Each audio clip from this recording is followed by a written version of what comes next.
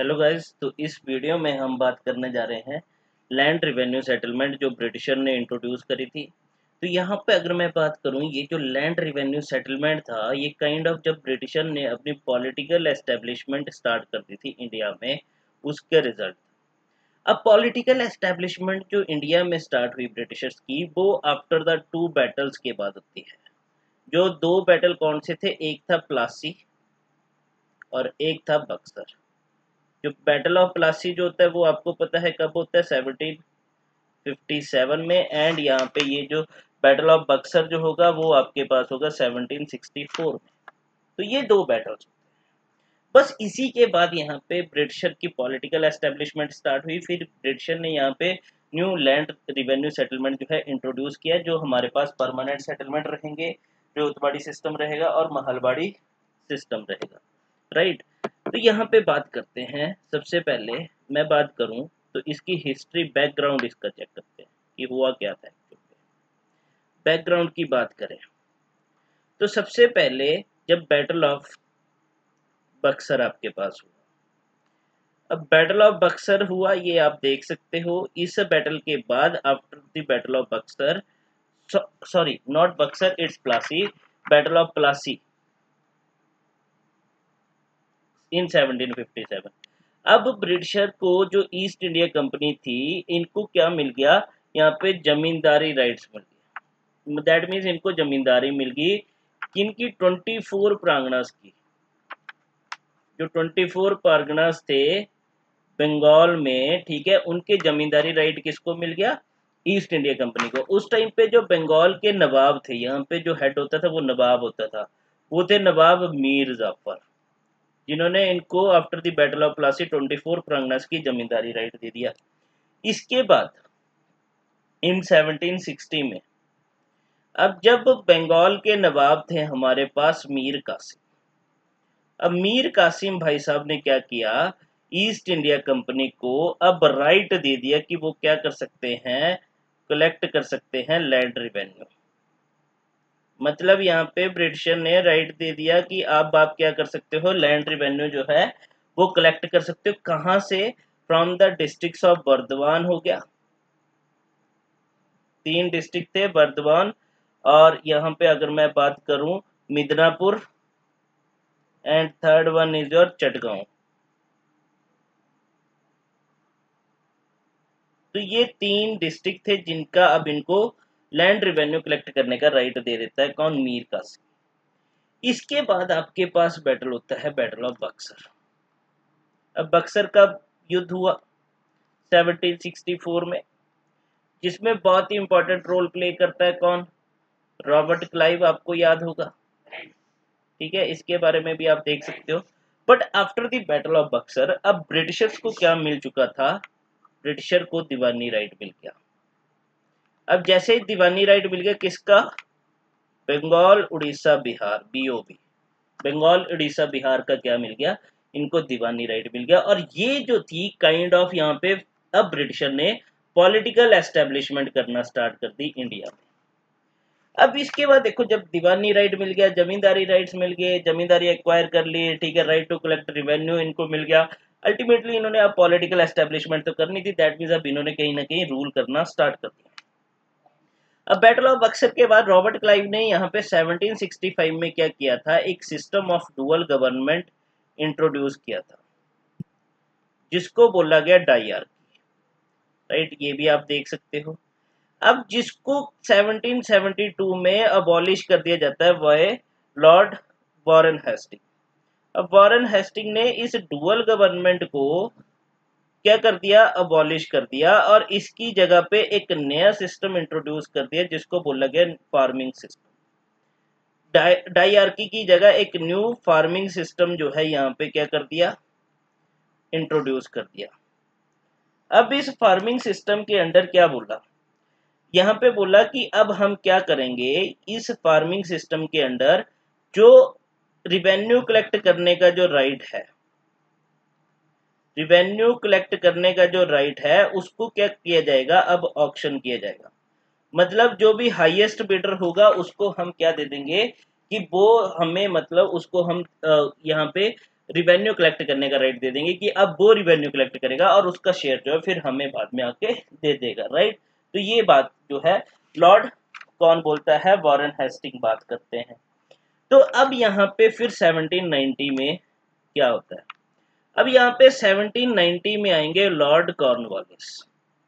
अब जैसे Lord Cornwallis की एंट्री होती है इंडिया में, अब लॉर्ड कॉर्नवालिस ने क्या बोला कि अब ये छोड़ो, फार्मिंग सिस्टम भी छोड़ो, अब हम क्या करते हैं यहाँ पे ये जो जमींदार है इनके साथ डायरेक्ट सेटलमेंट करते हैं।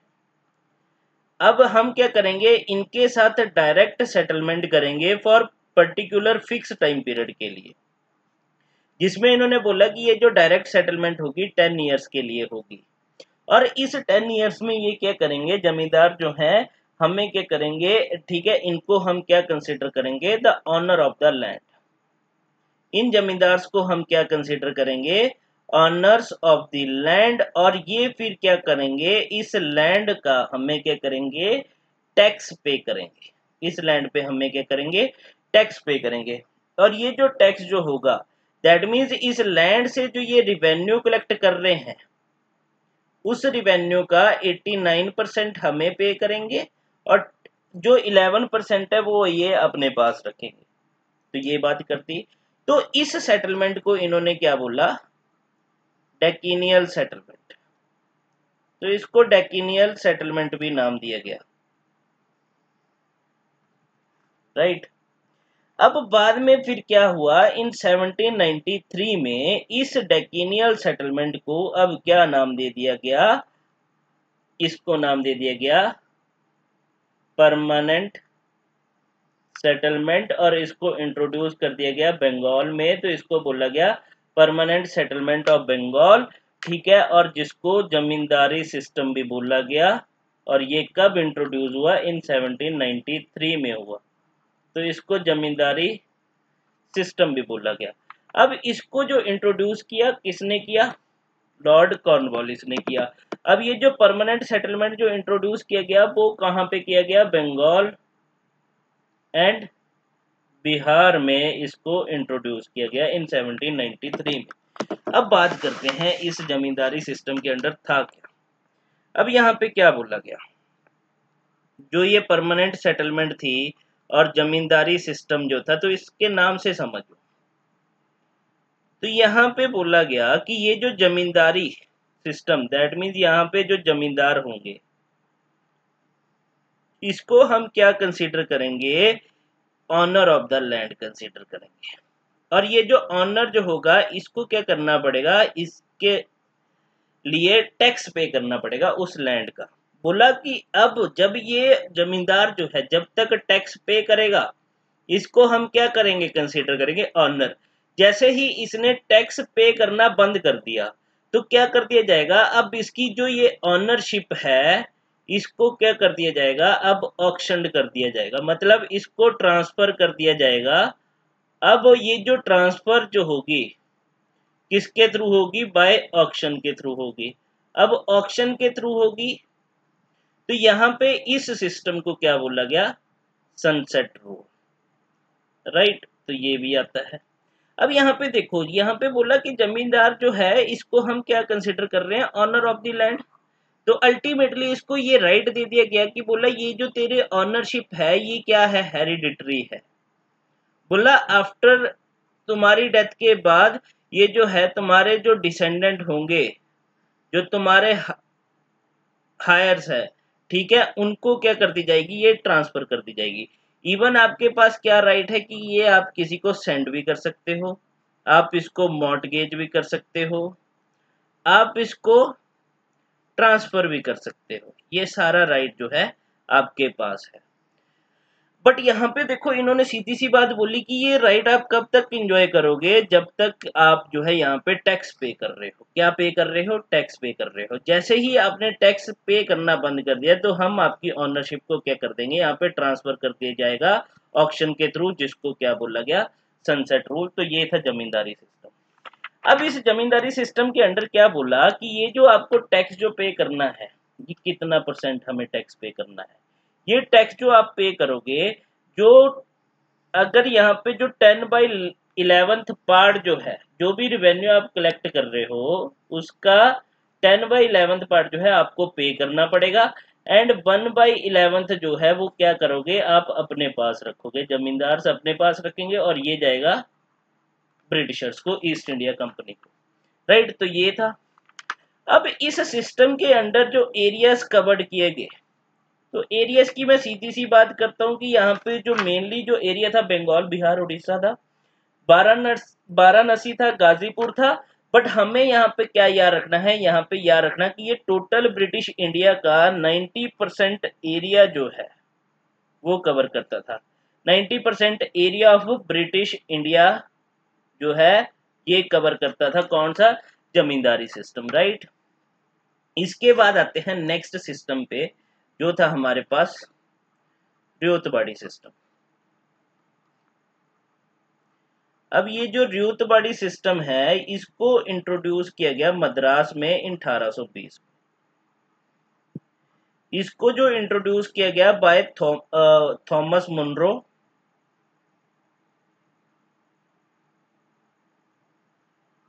एंड कैप्टन अलेक्जेंडर रीड ने किया, राइट। तो ये क्या थे, अब यहाँ पे बात करते हैं। देखो जैसे अब ब्रिटिश ने यहाँ पे क्या बोला, बोला कि जैसे हमने बंगाल में परमानेंट सेटलमेंट और जमींदारी सिस्टम इंट्रोड्यूस किया, जिसमें हमने क्या बोला कि जमींदार जो क्या है, ऑनर ऑफ द लैंड है। तो यहाँ पे ब्रिटिशर ने सीधा बोल दिया कि रियोत क्या होते हैं। सबसे पहले ये देखो, रियोत मतलब पीजेंट्स, कि बोला कि पीजेंट जो हैं उनको हम यहाँ पे ऑनर कंसीडर नहीं करेंगे, इनको ऑनर कंसीडर नहीं किया जाएगा। ये क्या होंगे, एक काइंड ऑफ टीनेंट्स होंगे। ये एक काइंड ऑफ टीनेंट है जो क्या कर रहे हैं, हमारी लैंड पे क्या कर रहे हैं, यहाँ पे रोज कर रहे हैं, मतलब यहाँ पे एग्रीकल्चर कर रहे हैं। तो यहाँ पे बोला इन टीनेंट्स को क्या करना पड़ेगा, यहाँ पे एनुअल रेंट पे करना पड़ेगा। यहाँ पे क्या कर रहे हैं, ये लैंड का रेंट पे कर रहे हैं। दैट मीन्स ये टैक्स पे नहीं कर रहे, ये सिर्फ क्या कर रहे हैं, रेंट पे कर रहे हैं। और बोला ये जो रिवेन्यू इनके साथ जो फिक्स किया जाएगा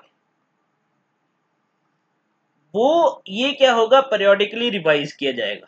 मतलब जैसे हमने रेंट फिक्स कर दिया कि 1 साल के बाद आपका रेंट जो है 10% 15% इंक्रीज कर दिया जाएगा, तो बोला ये भी आपका जो रिवेन्यू जो था ये जो है periodically रिवाइज किया जाएगा। तो यहाँ पे बोला कि आफ्टर 20 to 30 ईयर्स के बाद जो है ये आपका रिवेन्यू और रेंट जो है वो हम रिवाइज कर देंगे, ब्रिटिशर ने बोला। तो यहाँ पे बोला, और यहाँ पे देखो ये जो रेंट जो इन्होंने पे किया, दैट मीन्स रेंट जो फिक्स किया इन्होंने, ये बहुत ही हाई रेट पे था। दैट मीन्स 45 to 50% इनको पे करना होता था, अपने पूरे प्रोडक्शन का 45 से 50% इनको देना होता था।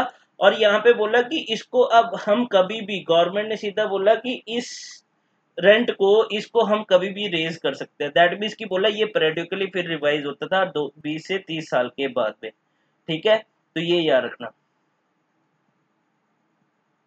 तो यहाँ से देखो इसकी डिसएडवांटेज क्या थी, क्योंकि यहाँ पे क्या बोला कि रेंट पे करना पड़ेगा, यहाँ पे रेंट फिक्स था। तो यहाँ पे सीधी सी बात थी कि रियोत को यहाँ पे कंपलसरी था, मैंडेटरी था कि उनको क्या करना है, हैव टू पे रेंट, दे हैड टू पे रेंट। अब हैड टू पे रेंट, इसका मतलब क्या कि चाहे उनकी क्रॉप हो चाहे क्रॉप डिस्ट्रॉयड हो, उनको फर्क नहीं पड़ता था। बस उनको क्या करना होता था कि उनको जो है यहाँ पे क्या करना है, रेंट पे करना ही पड़ेगा, चाहे जो मर्जी हो जाए, राइट। तो ये था इसकी एक ड्रॉबैक रियोतवाड़ी सिस्टम में। अब बात करते हैं इसके एरियाज कवर्ड की। तो सबसे पहले इसकी सिग्निफिकेंस की बात करूं तो ये जो रियोतवाड़ी सिस्टम था इसको सबसे पहले जो इम्प्लीमेंट किया गया, इसको सबसे पहले 1820 में इम्प्लीमेंट नहीं किया गया, ये तो 20 में इम्प्लीमेंट, इससे पहले एक बार ट्रायल किया जा चुका था इस पे। इसको जो सबसे पहले इम्प्लीमेंट किया गया था वो बरामहल डिस्ट्रिक्ट में किया गया था इन 1792 में। अब किसने किया था, बाय कर्नल रीड ने। एक बार इसका ट्रायल लिया जा चुका था, उसके बाद आफ्टर सक्सेसफुल ट्रायल के बाद इसको 1820 में क्या किया गया, अब एक्सटेंड कर दिया गया to most of the Madras presidency, जो ब्रिटिश की मद्रास प्रेसिडेंसी थी वहां पे इसको एक्सटेंड कर दिया गया। और इसकी स्मूथ फंक्शनिंग के लिए यहाँ पे याद रखना, ग्रोथ बॉडी सिस्टम की स्मूथ फंक्शनिंग के लिए ही क्या किया गया था, अब ये जो थॉमस मुनरो थे, थॉमस मुनरो भाई साहब को क्या किया गया था यहाँ पे, अगर मैं बात करूं तो गवर्नर ऑफ मद्रास जो है वो अपॉइंट किया गया था थॉमस मुनरो को। तो ये बात भी याद रखना। इसके बाद 1825 में इस सिस्टम को इंट्रोड्यूस किया गया बॉम्बे में, एंड इन 1858 में फिर इसको एक्सटेंड कर दिया गया थ्रू आउट द डेक्कन। जो डेक्कन रीजन था वहां पे भी इसको अब क्या कर दिया गया, एक्सटेंड कर दिया गया। तो अगर मैं बात करूं तो ये जो रेवतवाड़ी सिस्टम था, इट वाज इम्प्लीमेंटेड, इसको जो इम्प्लीमेंट किया गया रेवतवाड़ी सिस्टम को, इसको इम्प्लीमेंट किया गया मद्रास प्रेसिडेंसी में, बॉम्बे प्रेसिडेंसी में, ईस्ट बंगाल रीजन में, ये बॉम्बे आ गया, मद्रास आ गया, ईस्ट बंगाल रीजन में, असम रीजन में, एंड कुर्ग में। तो यहां से सबसे इंपॉर्टेंट बात, ये जो रेवतवाड़ी सिस्टम था, जैसे हमने पीछे किया कि जमींदारी सिस्टम जो है वो 19% एरिया जो है कवर करती थी ब्रिटिश इंडिया का, तो ये जो कवर करता था रेवतवाड़ी सिस्टम 51% ऑफ ब्रिटिश इंडिया को कवर करता था। तो ये बात भी याद रखना, 51%, राइट। इसके बाद चलते हैं नेक्स्ट, महलबाड़ी सिस्टम।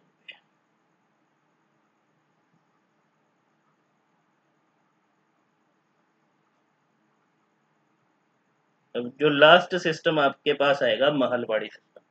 देखो जमींदारी सिस्टम में हमने किसके साथ डील किया, ब्रिटिशर ने एग्रीमेंट किया जमींदार के साथ। रेवतवाड़ी में यहाँ पे डील किया सीधा पीजेंट्स के साथ, रेवस के साथ। अब महलबाड़ी सिस्टम यहाँ पे याद रखना, महल मतलब विलेज, यहाँ पे सेटलमेंट की गई विलेज बाय विलेज। बोला अब रेवत के साथ भी नहीं करेंगे, अब हम क्या करेंगे, विलेज के साथ करेंगे। तो ये जो सिस्टम इंप्लीमेंट किया गया इन नॉर्दर्न इंडिया में किया गया, ये कब किया गया था, इन 1822 में, ठीक है। अब इसमें क्या बोला गया, तो इसमें याद रखना है दिस महलबाड़ी सिस्टम जो था, ये जनरली अगर मैं नॉर्दर्न इंडिया की बात करूं तो ये इंप्लीमेंट किया गया मोस्ट ऑफ द यूपी वाले रीजन में, उत्तर प्रदेश वाले रीजन में। अब इसमें मैंने क्या बोला कि विलेज बाइज विलेज सेटलमेंट हुई, ठीक है, विलेज बाइज सेटलमेंट थी, ठीक है। तो यहाँ पे क्या बोला गया कि अब हम यहाँ पे ब्रिटिशर ने क्या बोला कि अब यहाँ पे रिवेन्यू जो है सेटलमेंट जो की जाएगी वो फिक्स्ड की जाएगी ईच महल के साथ। रिवेन्यू सेटलमेंट जो होगी वो फिक्स्ड होगी विद ईच महल, महल मतलब विलेज, हर एक विलेज के साथ एक रिवेन्यू जो है वो फिक्स कर दिया जाएगा। और इस रिवेन्यू कलेक्ट करने का काम क्या होगा, जो मतलब उस टाइम पे सबसे पावरफुल या सबसे मतलब जिस विलेज में एक होता है ना कि एक जिसको सारे, जिसके ऑर्डर को सारे फॉलो करते हैं, जब जो हेडमैन होता है या मेन कल्टीवेटर जो होता है या मेन फार्मर जो होता है, ठीक है, बोला उसके साथ हम क्या करेंगे, सीधा डायरेक्ट कांटेक्ट करेंगे और वो क्या करेगा, अपने विलेज के अपने महल से जितने भी कल्टीवेटर्स होंगे उनसे रेवेन्यू कलेक्ट करेगा और फिर लास्ट में हमें जो है वो क्या करेगा, उसको सेंड कर देगा, राइट। अब यहाँ पे ये भी याद रखना कि ये जो महलबाड़ी सिस्टम था, ये सेटलमेंट भी क्या थी, परमानेंट सेटलमेंट थी, काइंड ऑफ जैसे हमने जमींदारी सिस्टम में बात करी। क्योंकि हमने क्या बोला कि रेवतवाड़ी सिस्टम में देखोगे तो हमने बोला कि यहाँ पे जो रिवेन्यू जो होगा वो क्या होगा, रिवाइज होगा पेरियोडिकली। बट यहाँ पे जमींदारी में हमने नहीं बोला कि वहां पे वो, उन्होंने सीधा बोलते थे कि हमें आप इतना 10/11 पार्ट दे दो, 1/11 आप अपने पास रख लो। तो महलबाड़ी सिस्टम में भी इन्होंने सीधा सा बोलते कि हम रिवेन्यू फिक्स कर रहे हैं, आपको इतना रिवेन्यू जो है हमें कलेक्ट करके देना है, जो एक मतलब विलेज का हेड होगा या कोई भी होगा उसको बोल दिया जाएगा। तो इसमें अगर मैं बात करूं तो अंडर महलबाड़ी सिस्टम जो एरियाज कवर्ड किए गए, महलबाड़ी सिस्टम के अंडर जो एरियाज कवर्ड थे वो कौन से एरियाज कवर्ड थे, वो नॉर्थ वेस्टर्न प्रोविंस में इसको क्या किया गया था, इंट्रोड्यूस किया गया था। दैट मीन्स अगर मैं बात करूं तो यहाँ पे अवध वाला रीजन आ गया, गंगा वैली आ गई, गंगा रीजन आ गया, पंजाब प्रोविंस आ गई, पंजाब रीजन में इसको किया गया, एंड सेंट्रल प्रोविंसेस जो हैं यहाँ पे इसको इंट्रोड्यूस किया गया। बट हमें यहाँ पे क्या इंपॉर्टेंट हो जाता है, बट यहाँ पे ये बात याद रखना कि ये जो नॉर्थ वेस्टर्न प्रोविंस में क्या किया गया था, इसको इंट्रोड्यूस किया गया था। अब ये जो नॉर्थ वेस्टर्न प्रोविंस थी, इसको जो एस्टेब्लिश किया था काइंड ऑफ, अगर मैं बात करूं, ठीक है, इसको जो एस्टेब्लिश किया गया था as a administrative division in 1836 by the Britishers, ठीक है। और 1836 में जब नॉर्थ वेस्टर्न प्रोविंस जो है इसके साथ क्या कर दिया गया था, अवध को मर्ज कर दिया गया था। अब अवध को जो मर्ज किया गया था, ठीक है, जब यहाँ पे अवध को मर्ज किया गया था इन 1858 में, और इसमें क्या हुआ था, अवध में मर्ज कर दिया गया था, जिसमें क्या हुआ था, इसकी जो कैपिटल जो है वो इलाहाबाद जो है वो फिक्स कर दी गई थी। इलाहाबाद जो है इसकी कैपिटल जो है फिक्स कर दी गई थी, राइट। और बाद में फिर क्या हुआ था, इस नॉर्थ वेस्टर्न प्रोविंस का नाम चेंज करके यूनाइटेड प्रोविंस ऑफ आगरा कर दिया गया था, आगरा एंड अवध कर दिया गया था, जो कब किया गया था, इन 1902 में किया था, राइट। बट यहाँ पे सीधा सा आता है कि जो इसमें जो एरियाज कवर्ड किए गए थे वो 30% ऑफ ब्रिटिश इंडिया जो है वो कवर्ड हुआ, ये इंपॉर्टेंट हो जाता है। तो यहाँ पे देखो जमींदारी सिस्टम के अंडर अगर मैं बात करूं तो आपके पास 19% एरिया था। वहीं पे अगर मैं बात करूं तो रियोतवाड़ी सिस्टम के अंडर जो एरिया कवर्ड किया गया वो था 51%। और यहाँ पे आ गया फिर आपके पास महलबाड़ी सिस्टम के अंडर जो टोटल एरिया कवर्ड किया गया वो 30% किया गया। तो सबसे ज्यादा जो एरिया कवर्ड हुआ था वो रियोतवाड़ी में हुआ था और सबसे कम जमींदारी सिस्टम में हुआ था। तो ये था हमारे पास आज का टॉपिक। अगर आपको मेरी वीडियो पसंद आई हो तो प्लीज लाइक कीजिएगा, शेयर कीजिएगा और सब्सक्राइब कीजिएगा मेरी वीडियो को। Thank you so much.